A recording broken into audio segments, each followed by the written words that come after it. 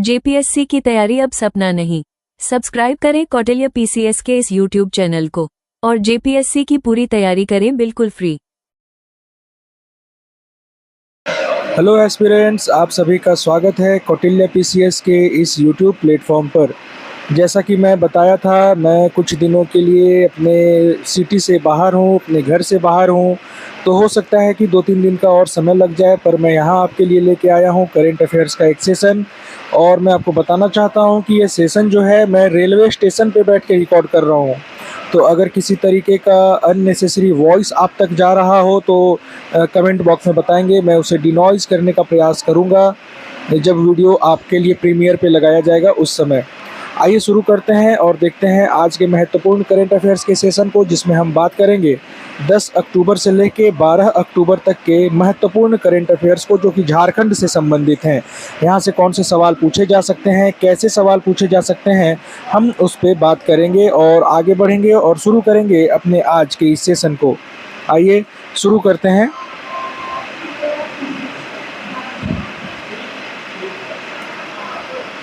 पहला टॉपिक है जिसमें हम देखेंगे कि रांची के पार्थ सिंह जो हैं, ये भारत के सबसे तेज धावक बन चुके हैं और अभी हाल में जो जूनियर एथलेटिक्स चैंपियनशिप का आयोजन किया जा रहा है उसमें ये लगातार नई नई रिकॉर्ड बना रहे हैं। तो अगर आपसे जेपीएससी में या झारखंड के किसी भी एग्ज़ाम में पूछा जाए कि पार्थ सिंह किस खेल से संबंधित हैं, तो आप उसका आंसर करेंगे एथलेटिक्स। यहाँ संबंधित जो न्यूज़ है उसे हम देख लेते हैं। 40वीं राष्ट्रीय जूनियर एथलेटिक्स चैंपियनशिप का आयोजन कहाँ किया जा रहा है? ये किया जा रहा है ओडिशा में। ध्यान देंगे, 40वीं राष्ट्रीय जूनियर एथलेटिक्स चैंपियनशिप जिसका आयोजन किया जा रहा है ओडिशा में। और पार्थ सिंह जो है ये अंडर 20 की श्रेणी में खेलते हैं और 100 मीटर की दौड़ में इन्होंने क्या किया है? स्वर्ण पदक जीता है और ये दौड़ 10.52 सेकेंड में इन्होंने पूरा किया है। ठीक है, इसे याद रखेंगे, ये बहुत इंपॉर्टेंट है। और इसी एथलेटिक्स चैंपियनशिप में भाग लेने वाले कुछ अन्य खिलाड़ी हैं, वो हैं आपके ममता मेरी मुर्मू जो कि पूर्वी सिंहभूम से हैं और नैना सिंह जो कि रांची से हैं। इन सभी का नाम याद रखना बहुत ज़रूरी है। तो इन सभी का नाम जो है याद रखना बहुत ज़रूरी है, ममता मेरी मुर्मू और नैना सिंह। ठीक है, ऐसे लास्ट जेपीएससी में हम लोग देखेंगे तो उसमें बहुत सारे ऐसे खिलाड़ियों का नाम दे दिया गया था और आपसे पूछ लिया गया था कि ये खिलाड़ी किस खेल से संबंधित हैं। अन्य तथ्यों में आइए देखते हैं और कौन से फैक्ट्स हैं जिन्हें याद रखना जरूरी है। तो झारखंड के खेल सचिव वर्तमान में कौन है? मनोज कुमार। और झारखंड एथलेटिक्स संघ के चेयरमैन कौन है? डॉक्टर मधुकांत पाठक। इन सभी नामों को एक बार देखते चलेंगे, हो सकता है आपसे यहाँ से सवाल पूछ लिया जाए। नेक्स्ट जो हमारे पास न्यूज है वो सैफ चैंपियनशिप से संबंधित है। और सैफ चैंपियनशिप का पूरा नाम क्या है? तो इसका पूरा नाम है साउथ एशियन एथलेटिक्स चैंपियनशिप। इसका आयोजन जो है ये रांची में किया जा रहा है। 24 अक्टूबर से इसका आयोजन किया जाएगा। इसके उद्घाटन में पूरे राज्य भर से 300 कलाकार शामिल होंगे और इस उद्घाटन समारोह के संचालन की जिम्मेदारी किसे दी गई है? तो दीपाली इवेंट ग्रुप जो कि दिल्ली में स्थित है उसे ये जिम्मेदारी सौंपी गई है। तो देखिए, आयोजन कहाँ किया जा रहा है वो याद रखेंगे और उद्घाटन समारोह का जो जिम्मेदारी है वो किसे दिया गया है ये याद रखेंगे। दीपाली इवेंट ग्रुप संबंधित है इसके आयोजन के उद्घाटन समारोह से। ठीक है, नेक्स्ट न्यूज़ को देखते हैं जहां हम बात करेंगे प्रथम धरती आबा आदिवासी फिल्म फेस्टिवल। प्रथम धरती आबा आदिवासी फिल्म फेस्टिवल का आयोजन कहाँ किया जाएगा? मोराबादी में डॉक्टर राम दयाल मुंडा जनजातीय शोध संस्थान में। डेट याद रखेंगे 14 से 16 अक्टूबर तक। तो आपसे पूछा जा सकता है डॉक्टर रामदयाल मुंडा जनजातीय शोध संस्थान कहाँ स्थित है? रांची में। और अगर आपसे स्पेसिफिक पूछ लिया जाए तो मोराबादी इसका आंसर हो जाएगा। ठीक है, ये पहला ऐसा अवसर है जब देश में आदिवासी विषयों को लेकर राष्ट्रीय स्तर पर फिल्म फेस्टिवल का आयोजन किया जा रहा है। ठीक है, 14 अक्टूबर को यानी कि आने वाले 14 अक्टूबर को इसका उद्घाटन कौन करेंगे? तो झारखंड के कल्याण मंत्री हैं चमरा लिंडा, वो इसका उद्घाटन करेंगे। प्रथम धरती आबा आदिवासी फिल्म फेस्टिवल का। देखिए, ये प्रथम है तो बहुत इंपॉर्टेंट है और यहाँ से आपसे सवाल पूछा जा सकता है। एक इंपॉर्टेंट फैक्ट ये है कि पूरे देश भर से इसमें 148 फिल्मों का मतलब एंट्री करने की बात हुई थी। 148 फिल्मों ने अपना नाम दिया था कि मुझे शामिल होना है, एंट्री लेना है, और उनमें से 52 फिल्मों का ही चयन किया गया है, ध्यान रखेंगे। ठीक है, कितने फिल्मों का चयन किया गया है? 52 फिल्मों का ही चयन किया गया है। कितनी प्रविष्टियां आई हैं पूरे देश भर से? 148, और चयन किया गया है 52 फिल्मों का। और इसमें से झारखंड से 2 फिल्में हैं, और वो कौन कौन सी है? तो पहला है नाची से बाची और दूसरा है टापू राजी। इन दोनों फिल्मों का नाम याद रखेंगे। यहाँ से आपसे सवाल पूछा जा सकता है कि जो 52 फिल्मों का चयन किया गया है उसमें झारखंड से संबंधित 2 महत्वपूर्ण फिल्म कौन कौन से हैं और इन फिल्मों का प्रदर्शन कहाँ किया जाएगा? तो डॉक्टर रामदयाल मुंडा जनजातीय शोध संस्थान के महाराजा मदरा मुंडा थिएटर में और संग्रहालय भवन के सभागार में। तो इन सभी फैक्ट्स को आप जरूर याद रखेंगे, क्योंकि यहाँ से आपसे सवाल पूछे जाने की संभावना बहुत प्रबल है। ठीक है, तो ये हो गया हमारा तीसरा न्यूज़ कंप्लीट। अगर आपने हमारे चैनल को अभी तक सब्सक्राइब नहीं किया है तो इसे प्लीज़ सब्सक्राइब कर लें और अपने दोस्तों के साथ भी इसे ज़रूर शेयर करें, क्योंकि आप जानते हैं मैं आपके लिए, ताकि आपका सेशन ना छूटे, इसलिए मैं आपके इस सेशन को रेलवे स्टेशन पे बैठ के रिकॉर्ड कर रहा हूँ। ठीक है, तो मेरी मेहनत पे आप ऐसे बेकार नहीं जाना चाहिए, ना आपके लिए ना मेरे लिए। आप इसे पढ़ेंगे, रिवाइज करेंगे और साथ ही साथ हमारे चैनल को सब्सक्राइब करेंगे और हमारे वीडियो को अपने दोस्तों के साथ शेयर भी करेंगे।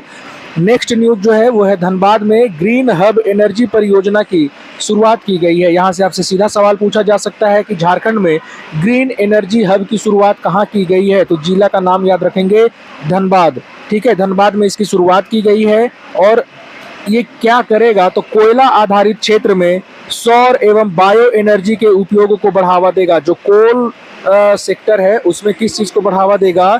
सोलर एनर्जी और बायो एनर्जी को बढ़ावा देने का काम करेगा ग्रीन एनर्जी हब परियोजना। ठीक है, इसमें भागीदारी किसकी होगी? तो एनटीपीसी और जेआरईडीए, यानी कि Jharkhand renewable energy development agency. कई बार क्या होगा कि आपको ऐसा क्वेश्चन दे देगा जेआरईडीए का फुल फॉर्म क्या है? तो याद रखेंगे, Jharkhand renewable energy development agency. ठीक है, तो ये है आपका चौथा न्यूज जो कि हम कंप्लीट कर चुके हैं। अब बढ़ते हैं आगे और हमारे पास एक नया न्यूज है जो कि गढ़वा से संबंधित है। और गढ़वा में एक मेडिकल कॉलेज को मंजूरी दी गई है। साथ ही साथ एक मेडिकल कॉलेज की मंजूरी पलामू में भी दी गई है। तो आप याद रखेंगे कि वर्तमान में, यानी कि जो 11-12 अक्टूबर का समय है, इस बीच में गढ़वा और पलामू में मेडिकल कॉलेज के स्थापना को मंजूरी दे दी गई है। ठीक है, इसमें और क्या इम्पोर्टेंट है तो ये देखिए, हाँ ये हो गया। यह कॉलेज जो है आपका 2026 से एमबीबीएस का पाठ्यक्रम शुरू करेगा और इसके बनाने में वित्तीय सहयोग कैसा होगा? तो वो होगा राज्य सरकार का 40% और केंद्र सरकार का 60%, यानी कि 60-40 का अनुपात रहेगा इसके निर्माण में। गढ़वा में जो मेडिकल कॉलेज बनाया जा रहा है, ध्यान रखेंगे, पलामू में भी एक मेडिकल कॉलेज के निर्माण को मंजूरी दिया गया है वर्तमान में। आइए आगे बढ़ते हैं और देखते हैं अपने नेक्स्ट न्यूज को। नेक्स्ट न्यूज हमारे सामने है, सरायकेला खरसावां में वन महोत्सव अभियान की शुरुआत की गई है। तो वन महोत्सव अभियान की शुरुआत कहाँ की गई है? सरायकेला खरसावां में। ठीक है, सरायकेला खरसावां में वन महोत्सव अभियान की शुरुआत की गई है और इसका नाम क्या रखा गया है? तो हरियाली झारखंड मिशन। वन महोत्सव अभियान जो शुरू किया गया है इसका नाम क्या रखा गया है? हरियाली झारखंड मिशन। ठीक है, इसका उद्देश्य क्या है? तो शहरी क्षेत्रों में, ध्यान देंगे, शहरी क्षेत्रों में सामुदायिक वृक्षारोपण को बढ़ावा देना। शहरी क्षेत्रों में वृक्षारोपण को बढ़ावा देने से संबंधित है वन महोत्सव अभियान, जिसकी शुरुआत कहाँ पर की गई? सरायकेला खरसावां से। ऐसे ही आपको सेशन कैसा लग रहा है आप हमें जरूर बताएंगे। सेशन अगर पसंद आता है तो हमारे वीडियो को लाइक करें, अपने दोस्तों के साथ शेयर जरूर करें। नेक्स्ट न्यूज जो है हमारे सामने वो है झारखंड बाल सुरक्षा पोर्टल से संबंधित। झारखंड बाल सुरक्षा पोर्टल इसे लॉन्च किया गया है। अब इसे लॉन्च किसके द्वारा किया गया है, कई बार आपसे विभाग का नाम पूछ लिया जाता है और पीसीएस में ऐसे एग्जाम में बहुत सारे विभागों के नाम पूछे जाते हैं, तो आप इसे स्किप नहीं कर सकते हैं। राज्य महिला एवं बाल विकास विभाग ने लॉन्च किया है झारखंड बाल सुरक्षा पोर्टल, जिसमें बाल सुरक्षा आ जाए और वो विभाग का नाम याद रखेंगे, वो बाल विकास से संबंधित विभाग है। इसके द्वारा ये पोर्टल को शुरू किया गया और ये पोर्टल करेगा क्या, तो बाल तस्करी, बाल श्रम और बाल उत्पीड़न की शिकायतों के लिए एक मंच के रूप में काम करेगा झारखंड बाल सुरक्षा पोर्टल। ये सभी फैक्ट्स को याद रखना बहुत जरूरी है। नेक्स्ट न्यूज है हमारे सामने, रांची में जल पुनर्भरण परियोजना की प्रगति रिपोर्ट को जारी किया गया है और इसमें बताया गया है कि जो रांची में जल पुनर्भरण मिशन चलाया जा रहा है उसका 68% कार्य को पूरा किया जा चुका है। और इसका उद्देश्य क्या है, रांची जल पुनर्भरण मिशन का उद्देश्य क्या है, तो जो भूजल स्तर है, भूजल स्तर मतलब ग्राउंड वाटर का जो लेवल है उसमें सुधार करना इसका मुख्य उद्देश्य है। जल पुनर्भरण परियोजना जैसा कि नाम से ही स्पष्ट है, ध्यान रखेंगे इन सभी फैक्ट्स को। टाटा रांची वंदे भारत एक्सप्रेस का ट्रायल सफलतापूर्वक पूरा कर लिया गया है और ये टाटा रांची मतलब टाटा से लेकर रांची के बीच में वंदे भारत ट्रेन चलाया जा रहा है, ये बात याद रखेंगे। आपसे पूछा जा सकता है हाल ही में किस मार्ग पर वंदे भारत ट्रेन का सफल परीक्षण किया गया, तो वो होगा आपका टाटा रांची रेल मार्ग पर, ठीक है, ये ध्यान रखेंगे। नेक्स्ट है हमारा झारखंड में शिक्षा सुधार योजना से संबंधित mission learning 2.0। Mission learning 2.0 Jharkhand के शिक्षा विभाग ने शुरू किया है और ये प्राथमिक विद्यालयों से संबंधित है, ध्यान रखेंगे। प्राथमिक विद्यालय में जो बेसिक लर्निंग है उससे संबंधित है मिशन लर्निंग 2.0 और ये किसकी सहायता से चलाई जा रही है, तो विश्व बैंक की सहायता से चलाई जा रही है, याद रखेंगे। मिशन लर्निंग 2.0 शिक्षा मंत्रालय की एक पहल है और इसे चलाया जा रहा है विश्व बैंक की मदद से, ठीक है। अब हम लोग पढ़ते हैं, झारखंड सरकार ने ई गवर्नेंस रोडमैप 2030 को जारी किया है और e governance roadmap 2030 Hemant Soren ने जारी किया है। उसका उद्देश्य क्या है, सभी सरकारी सेवाओं को पूरी तरीके से डिजिटाइज करना। ई गवर्नेंस का मतलब क्या है, इलेक्ट्रॉनिक बेस्ड गवर्नेंस है ना, इलेक्ट्रॉनिक बेस्ड गवर्नेंस, उसमें मतलब कि हार्ड वर्क यानी कि कागज वगैरह पे काम को जितना हो सके कम किया जा सके। तो जितनी भी सरकारी सेवाएं हैं झारखंड की उसको पूरी तरीके से डिजिटल बना देना ही ई गवर्नेंस रोडमैप 2030 का उद्देश्य है।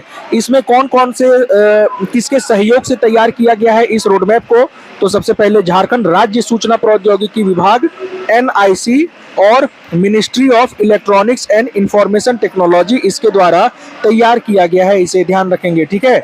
अब देखिए नेक्स्ट न्यूज आपके सामने है, झारखंड कृषि विश्वविद्यालय ने मिलेट वैल्यू चेन सेंटर की स्थापना की है।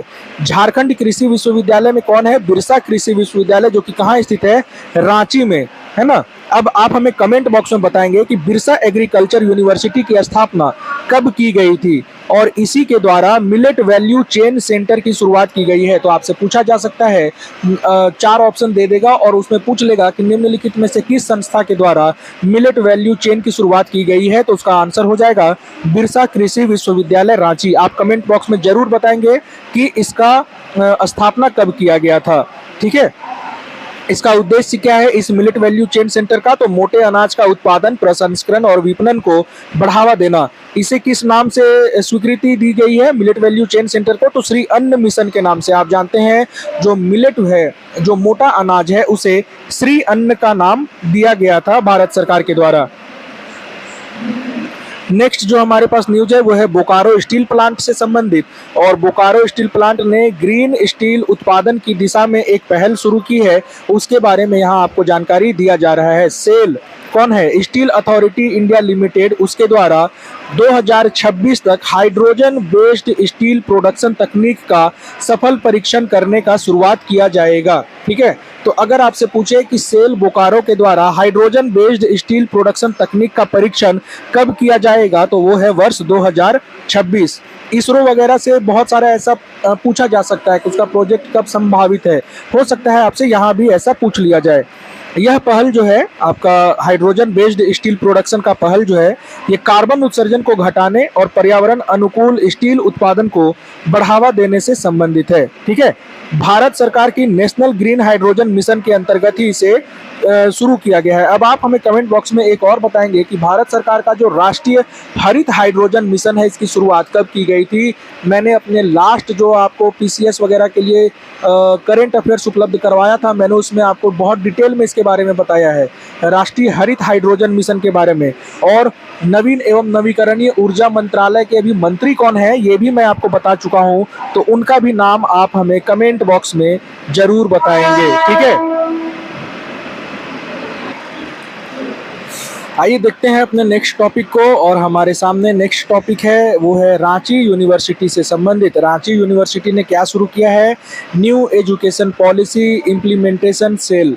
तो आपसे पूछा जा सकता है new education policy implementation cell किसके द्वारा शुरू किया गया है, रांची यूनिवर्सिटी के द्वारा। और अभी मैंने आपको कुछ दिन पहले अपने पिछले करंट अफेयर सेशन में बताया था कि रांची यूनिवर्सिटी जो है वो नैक का ग्रेड ए पाने वाला झारखंड का पहला यूनिवर्सिटी बन गया है। ठीक है, तो रांची विश्वविद्यालय जो है वो न्यू एजुकेशन पॉलिसी के तहत new education policy implementation cell को बनाया है। और इस सेल का काम क्या है, पाठ्यक्रम सुधार, credit transfer system, vocational course को बढ़ावा देना, है ना। इसमें क्या किया जाएगा, झारखंड के सभी कॉलेजों को इस सेल से जोड़ा जाएगा। तो ये याद रखेंगे, new education policy implementation cell को किसके द्वारा विकसित किया गया है या किसके द्वारा शुरू किया गया है, तो वो है आपका रांची यूनिवर्सिटी के द्वारा इसे शुरू किया गया है। ठीक है, आगे बढ़ते हैं और हमारे पास नेक्स्ट टॉपिक है पलामू टाइगर रिजर्व से संबंधित।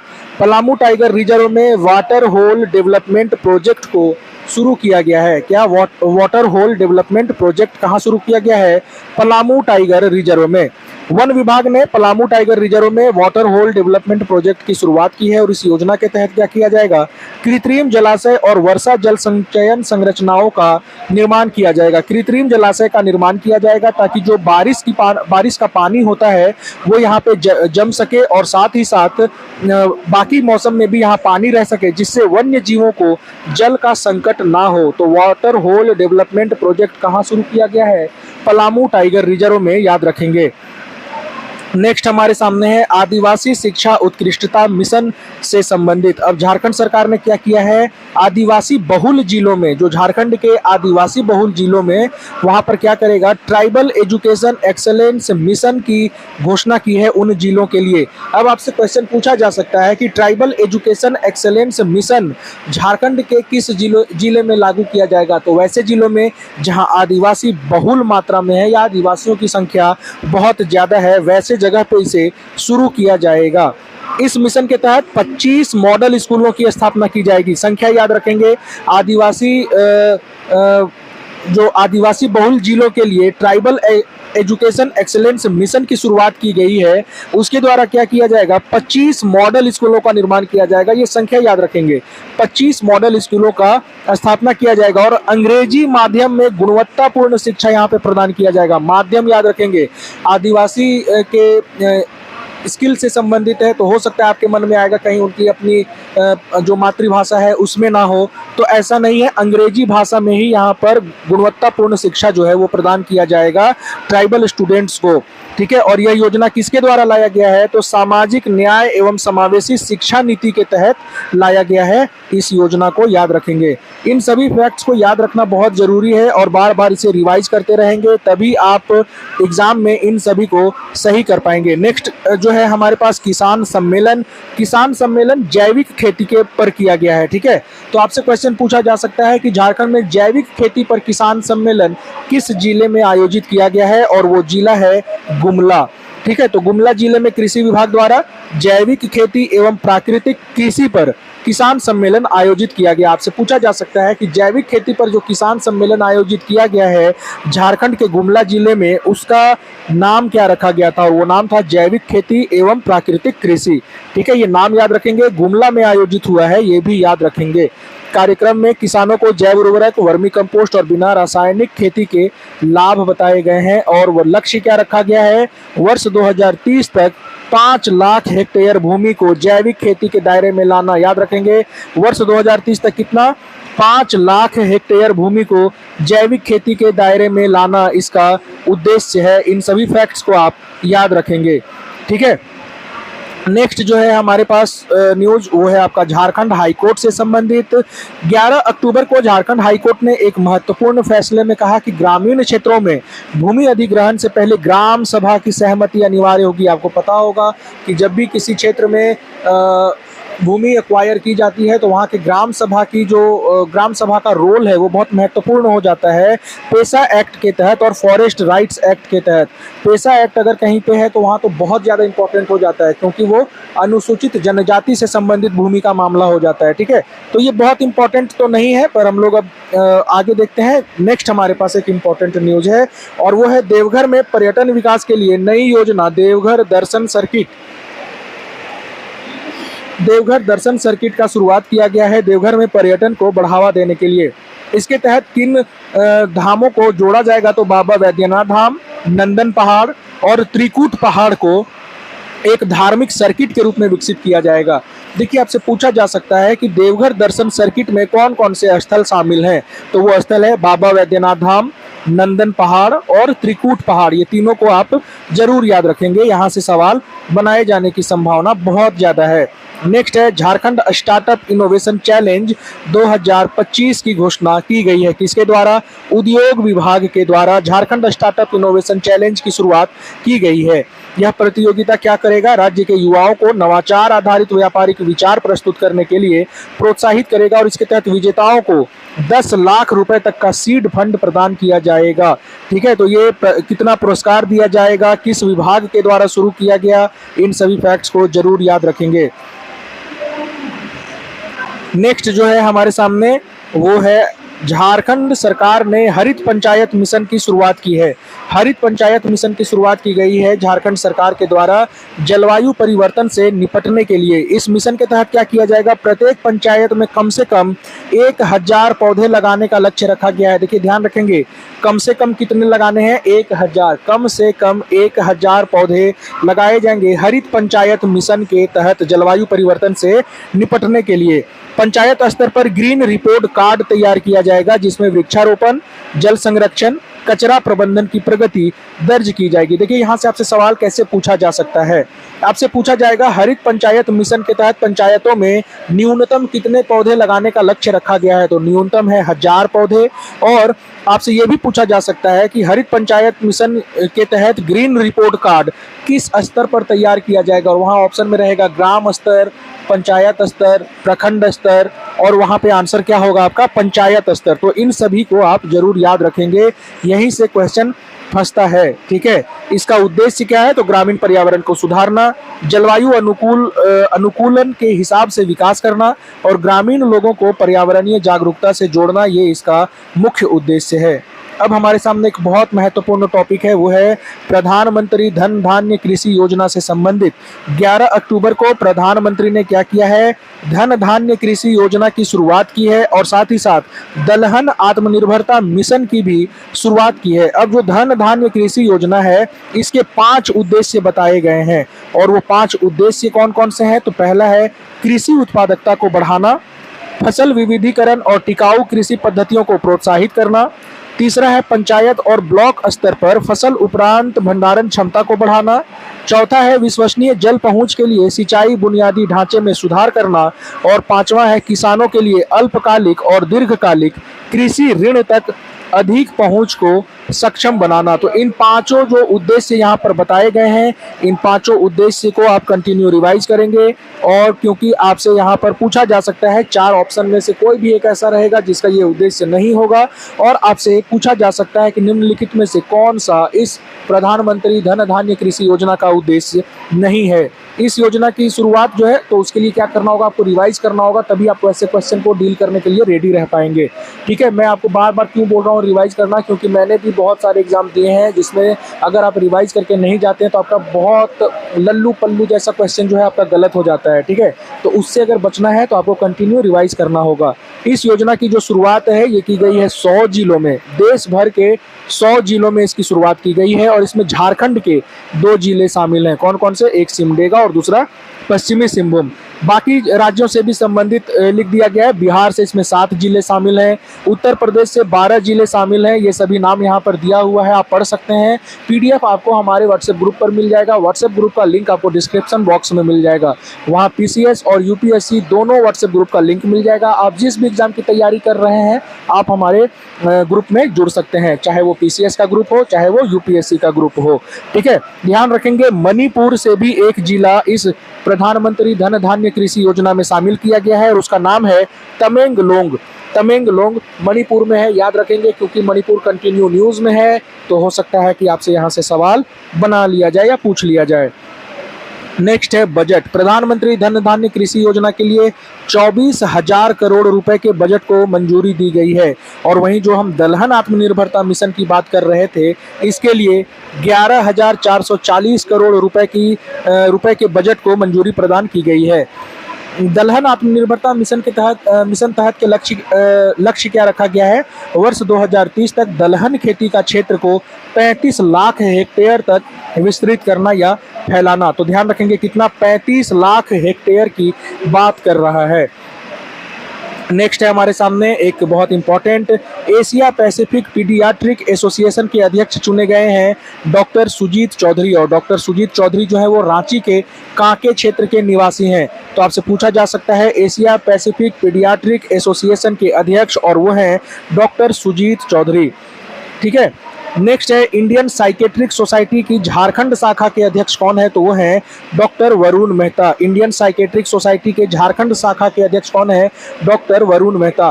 पिछले वीडियो में मैंने आपको विश्व मानसिक स्वास्थ्य दिवस के बारे में बताया था और मैंने आपको ये भी बताया था कि भारत के पहले मानसिक स्वास्थ्य ब्रांड एम्बेसडर को नियुक्त किया गया है। आप कमेंट बॉक्स में बताएंगे कि भारत का पहला मानसिक स्वास्थ्य ब्रांड एम्बेसडर कौन है। ये मैंने आपको बहुत डिटेल में बताया था, आप इसका जवाब हमें कमेंट बॉक्स में जरूर देंगे। नेक्स्ट न्यूज जो है वो है फिल्म फेयर अवार्ड्स से संबंधित और फिल्म फेयर अवार्ड्स 2025 का आयोजन जो है ये अहमदाबाद में किया गया है। अहमदाबाद गुजरात में है, याद रखेंगे, ठीक है। अहमदाबाद में इसका आयोजन किया गया है और ये 17वां फिल्म फेयर फेस्टिवल था। कितना? 17वां, है ना। इसमें सबसे ज्यादा अवार्ड किस मूवी ने जीता है? तो वो है आपका लापता लेडीज। लापता लेडीज आपने देखा होगा, है ना। ये बहुत अच्छी मूवी है और इसने सबसे ज्यादा अवार्ड अभी तक जीते हैं। लाइफ टाइम अचीवमेंट अवार्ड जो है ये किसे दिया गया है? तो अब जो एक पहले की अभिनेत्री है जीनत अमान, उन्हें लाइफ टाइम अचीवमेंट अवार्ड दिया गया। आपसे पूछा जा सकता है 17वें फिल्म फेस्टिवल में लाइफ टाइम अचीवमेंट अवार्ड किसे दिया गया? तो वो है अभिनेत्री जीनत अमान। और नई पीढ़ी में किसे दिया गया बेस्ट अवार्ड अभिनेता या अभिनेत्री का? तो एक है नितांशी गोयल जो कि लापता लेडीज में है, यही लापता हो जाती हैं अपने ससुराल जाते समय। और दूसरा है लक्ष्य जो कि किल मूवी में है। किल मूवी में राघव जुयाल, जो आप जानते होंगे राघव जुयाल कौन है, उनके अपोजिट जो हीरो के कैरेक्टर में है उनका नाम है लक्ष्य और उन्हें बेस्ट एक्टर का अवार्ड मिला है। तो बेस्ट एक्टर का अवार्ड किन्हें मिला है? लक्ष्य को। और बेस्ट एक्ट्रेस का अवार्ड किसे मिला है 17वें फिल्म फेस्टिवल में? तो वो है नितांशी गोयल, याद रखेंगे। एक फिल्मकार थे जिनका निधन हो गया था, वो है श्याम बेनेगल। इन्हें भी लाइफ टाइम अचीवमेंट अवार्ड मरणोपरांत प्रदान किया गया है। अब देखिए लाइफ टाइम अचीवमेंट अवार्ड 2 लोगों को प्रदान किया गया है। एक है जीनत अमान जो कि अभी जिंदा है और दूसरा है श्याम बेनेगल जो कि मर चुके हैं, तो उन्हें मरणोपरांत दिया गया है। अगर आपसे प्रश्न पूछा जाए मरणोपरांत तो वहाँ जीनत अमान लगा के मत आइएगा, आंसर हो जाएगा गलत। तो इसीलिए इन सभी फैक्ट्स को याद रखना आपके लिए जरूरी है ना। जो भी लाइन यहाँ पे लिखा जा रहा है आप उसे जरूर रिवाइज करें। ये सारा पीडीएफ आपको हमारे व्हाट्सएप ग्रुप पे मिल जाता है और व्हाट्सएप ग्रुप में अगर आप नहीं जुड़े हैं तो डिस्क्रिप्शन बॉक्स में उसका लिंक दिया हुआ है, आप जाएं और हमारे व्हाट्सएप ग्रुप से जुड़ जाएं। सर्वश्रेष्ठ म्यूजिक एल्बम का अवार्ड किसे मिला है? राम संपत को, लापता लेडीज के लिए। राम संपत का नाम याद रखेंगे।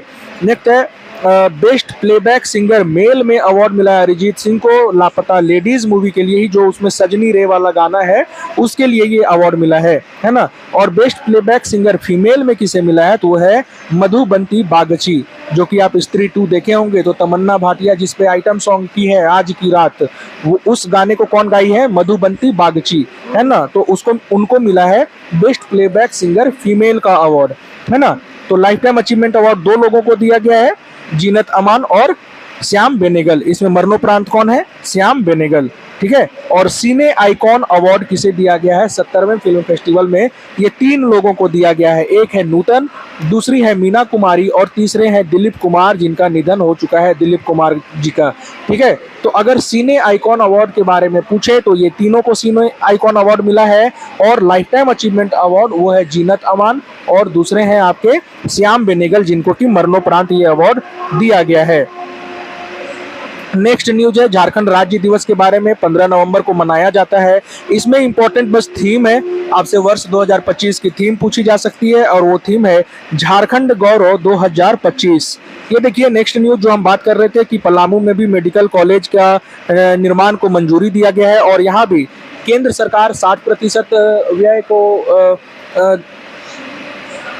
व्यय प्रदान करेगा, केंद्र सरकार 60% और राज्य सरकार जो है वो व्यय के हिस्से का 40% का वहन करेगी राज्य सरकार। नेक्स्ट हमारे पास न्यूज है पत्थलगढ़ी स्मारक पार्क, और ये पत्थलगढ़ी स्मारक पार्क जो है ये झारखंड के खूंटी जिले में स्थित है। आप में से कौन कौन खूंटी जिले से देख रहे हैं हमारे सेशन को, कमेंट बॉक्स में जरूर बताएंगे। भारत सरकार के संस्कृति मंत्रालय के द्वारा इसे राष्ट्रीय विरासत स्थल के रूप में मान्यता दी गई है। अब आप हमें बताएंगे कि वे कौन से हमारे महान जनजातीय या आदिवासी क्रांतिकारी रहे हैं जिनका जन्मभूमि खूंटी माना जाता है, आप हमें जरूर बताएंगे, ठीक है। चलिए नेक्स्ट है झारखंड शिक्षा परियोजना। झारखंड शिक्षा परियोजना से संबंधित हमारे पास न्यूज है। झारखंड शिक्षा परियोजना ने डिजिटल साक्षरता अभियान की शुरुआत की है और इसमें डिजिटल साक्षरता अभियान में 5वीं क्लास से लेकर 10वीं क्लास तक के छात्रों को शामिल किया जाएगा। और इसका लक्ष्य क्या है, वर्ष 2026 तक सभी स्कूलों में डिजिटल क्लासरूम तैयार करना। तो ये 2 फैक्ट जो है डिजिटल साक्षरता अभियान से संबंधित, इसे जरूर याद रखेंगे, ये बहुत इंपॉर्टेंट है। नेक्स्ट जो न्यूज है हमारे पास, टाटा नगर में एक वंदे भारत डिपो बनेगा। इसकी लागत याद रखें 400 करोड़ की लागत से इसे तैयार किया जाएगा। और चक्रधरपुर रेल मंडल के अंदर आता है टाटा नगर रेलवे स्टेशन। आपसे एग्जाम में पूछा जा सकता है कि टाटा नगर रेलवे स्टेशन किस रेल मंडल के अंदर आता है, ठीक है। तो ये हो जाएगा चक्रधरपुर रेल मंडल। देखिए ये मैं इसलिए इस पे जोर दे रहा हूँ क्योंकि जो भी पीसीएस का हालिया एग्जाम हुआ है मैं उनका क्वेश्चन देखा हूँ और वहाँ इस तरीके का क्वेश्चन बनाया जा रहा है। कई बार तो मुख्यालय पूछ लिया जाता है। तो अब आप हमें बताएंगे दक्षिण पूर्व रेलवे का मुख्यालय कहाँ पर स्थित है, ये आप हमें कमेंट बॉक्स में जरूर बताएंगे। सेशन कैसा लगा, अगर अच्छा लगा हो तो हमारे वीडियो को लाइक करें, अपने दोस्तों के साथ शेयर करें और हमारे चैनल को सब्सक्राइब अवश्य करें। अभी 2 से 3 दिन तक के लिए मैं बाहर हूं, तो हो सकता है कि आपका सेशन जो है वो थोड़ा इरेगुलर रूप से आए। और जैसा कि मैंने बताया, मैं रेलवे स्टेशन पर बैठ के इस वीडियो को रिकॉर्ड किया है, तो अगर आपको किसी तरीके की थोड़ी सी परेशानी हो तो प्लीज़ उसे मैनेज कीजिएगा। जैसे ही मैं घर पहुंचूंगा आपकी वीडियोज़ फिर से रेगुलर रूप में आपको उपलब्ध होना शुरू हो जाएगी, ठीक है। तो ध्यान रखें, अपने स्वास्थ्य का ध्यान रखें, परिवार का ध्यान रखें, पढ़ते रहें, मस्त रहें। थैंक यू, जय हिंद।